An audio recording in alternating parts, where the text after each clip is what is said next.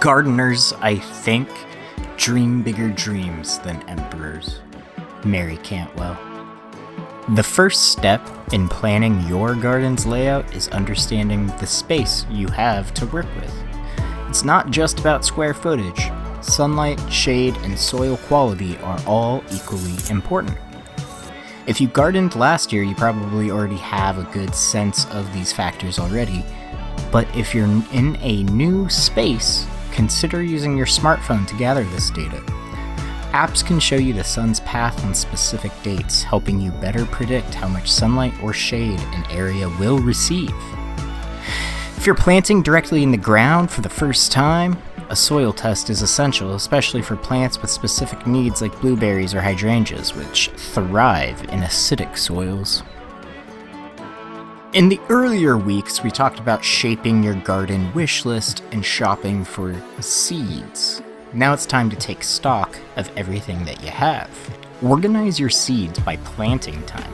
Start with the ones that need to be sown indoors during the winter. This simple step will ensure you're ready to start planting when the moment arrives, in a couple of weeks. With your garden space assessed and your seeds inventoried, you're ready to bring it all together. All gardeners know better than other gardeners.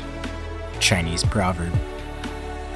There are many tools available to help you map your garden. Websites, apps, and even spreadsheets. But honestly, nothing beats the simplicity of a pen and a piece of paper. So start by sketching out your garden space and make sure to mark where all of your perennials are. They'll need their permanent spots and you don't want to accidentally plant over them. There are several ways to go about planning your garden. One of the most common is to use square foot gardening.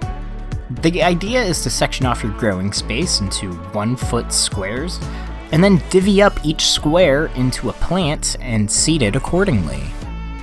1 broccoli or tomato per square, 4 lettuces or marigolds a square, 9 beets or spinach plants a square, or 16 carrots or radishes a square. And then companion planting and interplanting are flexible and efficient alternatives to square foot gardening.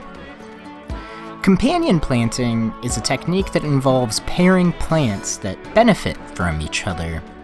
A classic example is the Three Sisters, where you plant a corn, a pole bean, and a squash together. The corn provides structure for the beans to climb, the beans fix nitrogen in the soil, and the squash spreads out, suppressing weeds and keeping the soil moist for the others. Interplanting is, instead of focusing on the mutual benefits, you're just focusing on maximizing the space by pairing plants of different heights together. For example, you can plant radishes or carrots between rows of peppers. And the most critical part of garden planning is understanding your timeline. Whether starting seeds indoors, direct sowing outdoors, or a mix of both, knowing your frost date, soil temperature averages, and plant requirements is key to success. For example, in my climate, eggplants, peppers, and tomatoes must be started indoors in late January or early February. Without this head start, they won't have enough time to produce fruit before the growing season ends.